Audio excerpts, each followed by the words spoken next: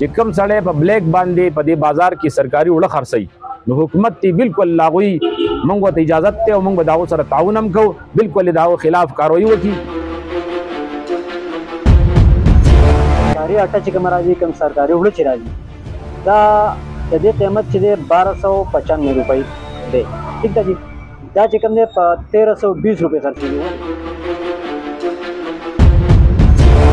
چې هغه دکاندار به غلطي کړي او موږ به هغه غلطه چې غلط نه وایو نو موږ بالکل غلطه غل وایو. نحمد ونصلي على رسول الكريم. بسم الله الرحمن الرحيم. تعاون على البر والتقوى ولا تعاون على الاثم والعدوان. زمونږه نن د کم آټا ډیلر شری سرکاري آټا چې دوی سره دا وړ سره دی او دای تقسیمای او دی په ټول په دې جذبه باندې دا تقسیم کوي چې را د خلکو خدمت وکي د عوامو خدمت وکي او مخکې هم کړي له وسی الحمدلله کوي او دا د یو جذبه دی لري دی سره دی د سرکاري د وړو غټه د دی نه دی ناس بلکې الحمدلله دا ټول غټ ډیلران دی د اربونو روپو دی کاروبار کوي په چون کې حکومت په دې باندې اعتماد کړي او دا سرکاري وړي ول ورکړي د لپاره چې د خلکو خدمت وکړي او د خلکو ته په صحیح طریقې سره ورسوي. په چون کې مخې ته یو داسې مسله رااله چې هغه ابل ورځ بچا ویډیو کړی و او په ویډیو کې دا بیان کړو چې مونډا بازار کې بلیک باندې وړه خرڅيږي. موږ د حکومت نه دا مطالبه کوو د ټول دغه په جذبه دا مطالبه ده چې کم سړی په بلیک باندې په دې بازار کې سرکاري وړه خرڅي نو حکومت تی بالکل لاغوي موږ ته اجازه ته او موږ به داو سره تعاون هم کوو بالکل داو خلاف کاروایی وکي او داسې کاروایی د داغي خلاف وکي چې یاد وساتي او بیا وړو کې د خوراک پاشا کې دی کرپشن نه کوي غداری نه کوي. زموږ د حکومت د مطالبه ده چې کم کسان په دې کې ملوث دي چې هغه سرکاري وړو د خپل قیمت نه زیات خرڅي پبلک کې خرڅي غداری پکې د قوم سره کوي نو بالکل زمونږ ډي سي ته او کمشنر ته داغه درخواست ده چې کم کس دا کار کوي داغو د خلاف کاروایی وکړي شي او داسې تاریخي کاروایی دی وکړي شي چې هغه د نور د فرع عبرت وګرځي. او الحمدلله زمونږ مونډه بازار کې داسې کسان مونږ ته نه دي معلوم چې هغه پبلک باندې وړه خرڅي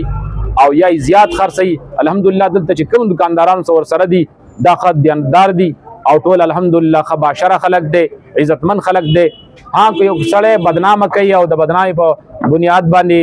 بچا باندې الزام لګي یا ذاتيات وي یا د پارټي سره ذاتيات وي نو جدا خبره ده. الحمدلله موږ ته بګی داسي په دې مونډه بازار کې داسې پبلک خرڅون کې کسان نه دي معلوم. دلته چې کم کسان دي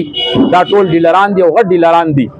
او هغه داسې کاروي نه مخې کړي دا ځکه چې دا ولنه پیر نه دي بلکې دیو سره د کلونو مخکې د لاسو شلو کال نه دیو سره دي او دیو دا کار کوي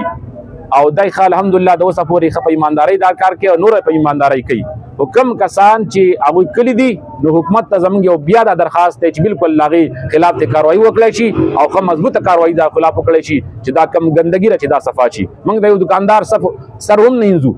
چې هغه دکاندار بغلطي کوي او موږ هغه غلط چې غلط نه وایو نو موږ بالکل غلط غل وایو. والحمدلله موږ ته په دې دکاندارانو کې دا څوک نه دی معلوم او کو چاته معلومي نو هغه د ثبوت سره کمشنر ته هغه تری ورشي او تری وخی او بالکل هغه داسې عبرتناک سزا وکړي چې کم خلک د انفاق خلک چې هغه کې بدنام نه کړي شي. زموږ د حکومت نه دا مطالبه ده چې کم کس هغه ګندره هغه دا پاک دامن خلک چې نه هغه بدنامي لہذا کم کس ګندره د خلاف د کاروایی وکړي شي او هغه د عبرتناک سزا وکړي شي. دا زما ان شاء الله یو خبره چې تاسو نه وکړي او بل دا چې سیاسي اکثر د سیاسيات د خلک دی بل سره چیړي او سیاسي خلک اکثر د دکاندارانو ته ټلیفون وکړي چې را ته د پلانینګ له توړه وکړه پلانینګ وکړه دکاندار غریب بیا کی هغه مکه لیست تیار کړی د سبانه دوه ورځې مکه لیست تیار کړی نو په هغه لیست باندې ورنه کې نو ناس چې نو هغه پکېږي نو اکثر سیاسي خلک چینو دا خو دیس تر رسیدې شي ایس تر رسیدې شي کمشنر تر رسیدې شي او دکاندار آیا غریب سړی خو نشي رسیدې نو په دې وجه باندې اکثر سیاسي خلک د اے سی او یا ډي سي دفتر تلاړ شي او یا بل دفتر تلاړ شي او یا میډیا استعمال کی دغه په وجه باندې یو دکاندار بدنام کړي شي او یو غریب سړی بدنام کړي شي. دا زما درخواست دی چې سیاسي خلکو دی کم چې د یو بل سره هغه ټسل کلیشز دی راوي سره انو هغه دې پکې هم د دکاندار باندې بدنام نه کړي شي بلکې دې دکاندارانو د هفته نه او د 10 ورځې نه د 2 ورځې مخکې لیست تیار کړي او هر کسان لور کوي چې کم کسان په لیست کې د مخکې لیکلي ایڈوانس کې لیکلي وي. اکثر پکې سرکاري سیاسي سړی چې نو ټلیفون وکي چې دې پلاني لور کا او زموږ څنګه لیست چې هغه موجود نه مخکې نه نو موږ څنګه هغه ته ورکړو چې یو غریب سړی موږ پریدو او یا مخکې موږ د غیر فارغ افتا ول سره انتظار کړي او موږ هغه سړی پریدو هغه لا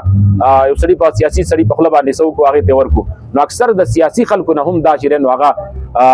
دغه د الزام د وجنه دکاندار باندې الزام لګي او موږ د حکومت نه درخواست کوو چې کوم سیاسي سړی سیاسي مداخلت دې بالکل وباسي